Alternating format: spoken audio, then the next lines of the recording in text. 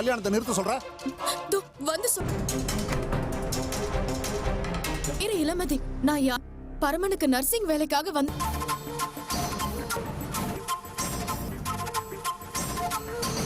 காதலிக்கிறேன்னு சொல்லி ஏமாத்தி என் புள்ள மேல பழிய போடுறாளே. ஆகாது, இப்ப மேல வீண் பழிய போடுறா. சொல்றதுதான் உண்மை. இவங்க சொல்றதெல்லாம் ஆமாங்கய்யா. வச்சு கொல்ல வேற பாத்துருக்காங்க. உன் புள்ள இவ்வளவு பண்ணிருக்கான்னு பரமனே சொல்றானே, இதுக்கு நீ என்ன பதில் வச்சிருக்க? போலீஸ்ல புடிச்சு கொடுத்து உங்க பொண்ணு எனக்கு இவளுக்கு எந்த சம்பந்தமும் இல்ல. வந்திருந்தா சமாளிக்க கூட வந்திருக்கான். போட் பண்ணா என்னோட அரசியல் வாழ்க்கையை, அரசியல் சாம்ராஜ்யத்தை உருவாக்க தான் இந்த கல்யாணமே. அயோக்கிய ராஸ்கல், உனக்கு ஏன்டா இது புத்தி? ஏன் இப்படி?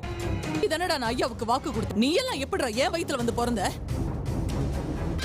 பாத்திருக்கான், ஒரு பொண்ணை காதலிக்கிறேன்னு சொல்லி ஏமாத்திருக்கான தண்டனை கிடைக்கணும். கோபம் எனக்கு புரியுதுமா. பெருசுதான் ஆகுமே தவிர ஆசை ஆசையா கல்யாண ஏற்பாடு பண்ண சித்தார்த்த தாலி கட்டணும். ஏன் பொண்ணு மாதிரி தான். ஐயா, நான் சொல்றேன்னு தப்பா நினைக்காதீங்க. நீ தாலி கட்டிக்கிட்டு இந்த அயோக்கியன் கூடவே சேர்ந்து எனக்கு புரியுதுமா. போட்டோ, இவ பேரு, இதுக்கான தீர்வை நாம நளினி கிட்டே ஒப்படைக்கிறது விடு. அமைச்சர் ஐயா சொன்ன மாதிரி அவனை கல்யாணம் பண்ணிக்க போ. எதுவா இருந்தாலும் முடிவை நீயே சொல்லு. நீங்க சொன்னதுதான் சரி. கழுத்துல தாலி கட்டணும். வா, வந்து மணமேடையில உட்காருவா. கூட்டிட்டு வாமா.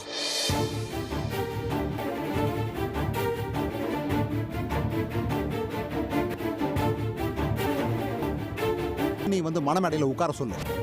போடான்னு சொன்ன. போய்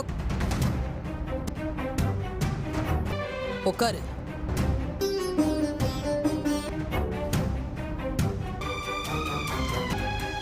நீயும் உன் மனைவி இளமதியும் இந்த பொண்ணு நளினியும் சேர்த்து காப்பாத்திருக்கீங்க. மறக்க மாட்டேன். கட்டு மாலை எடுத்து பொண்ணு கழுத்துல போடுங்க.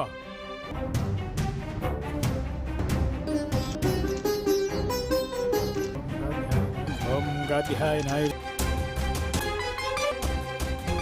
சொல்றல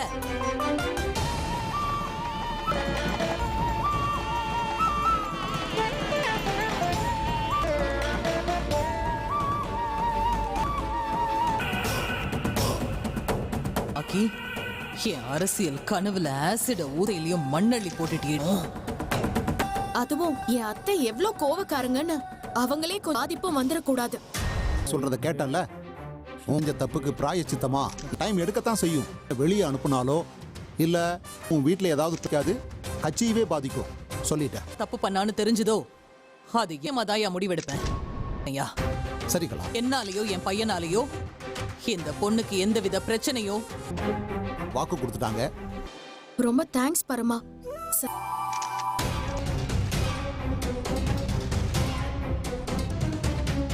அண்ணே, வண்டியை நிறுத்துங்கண்ணே. என்ன? எல்லாரும் வண்டியை விட்டு இறங்குங்க. இறங்கணுமா? ஒரு அர்ச்சனை பண்ணிட்டு போயிடலாம் பரமா. பாக்கியம் இல்ல கல்யாணம், நீ உனக்காவது அந்த பாக்கியம் கிடைக்கட்டும். வா நளினி கிட்ட சொல்ல. நான் சொன்னாலாம் காதலி. சரிதான்மா. சித்தார்த்த இறங்க சொல்லுங்க. சித்தார்த் இறங்குப்பா.